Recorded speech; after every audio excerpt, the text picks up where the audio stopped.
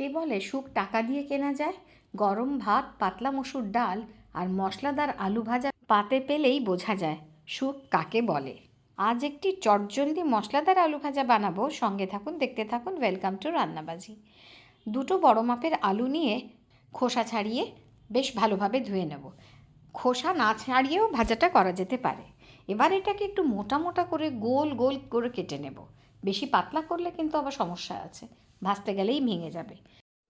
একটা বেশ ছড়ানো ফ্রাই প্যান নিয়ে তাতে দিয়ে দেবো 2 থেকে 3 টেবিল চামচ সর্ষের তেল। আর তেল গরম হলেই গোল গোল করে কেটে রাখা আলুগুলো আলাদা আলাদা করে ছড়িয়ে দেব। আর 3-4 মিনিট পর্যন্ত এক পিঠ ভাজতে দেবো।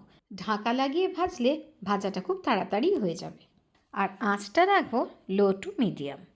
4 মিনিট পর ঢাকা খুলে খুব সাবধানে আলুগুলোকে উল্টে দেবো অন্য পিঠটা ভাজার জন্য। 5 থেকে 6 মিনিট ভাজার পর যখন আলুর গায়ে একটা সুন্দর সোনালি রং ধরে যাবে, তখন তাতে দিয়ে দেব স্বাদ অনুযায়ী নুন। নুন দিয়ে আবার খানিকক্ষণ ভাজতে হবে। যত সময় আলু ভাজা হচ্ছে, অন্যদিকে তৈরি করে নেব এক সহজ আর সুস্বাদু মশলা। মিক্সিং জারে নেব একটা বড় মাপের পেঁয়াজ, যেটাকে একটু মোটা মোটা করে কোচানো, আর সঙ্গে নেব 3 থেকে 4টে শুকনো লঙ্কা ভিজিয়ে রাখা। ভিজিয়ে রাখলে লঙ্কাটা একটু ভালোভাবে বাটা হবে। লঙ্কার পরিমাণ ভিডিও দেখে নয়, যতটা ঝাল খাওয়া যাবে ততটাই দেওয়া ভালো। পেঁয়াজ আর লঙ্কাকে খুব মিহি বাটতে হবে না, হালকা বাটা হলেই হবে। আলুর গায়ে যখন এত সুন্দর রং ধরবে, তখন দিয়ে দেবো এই পেঁয়াজ আর লঙ্কা বাটাটা।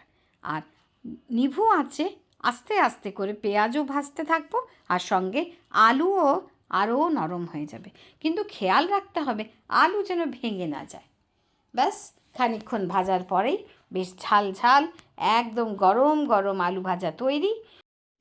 পেঁয়াজ আর লঙ্কা বাটা বেশ প্রত্যেকটা আলুর গায়ে লেগে গেছে। ডাল আর গরম ভাত নিয়ে বসে পড়ুন, দেখবেন অনেক কিছু সুস্বাদু খাবারের থেকেও এতে তৃপ্তিটা অনেক বেশি।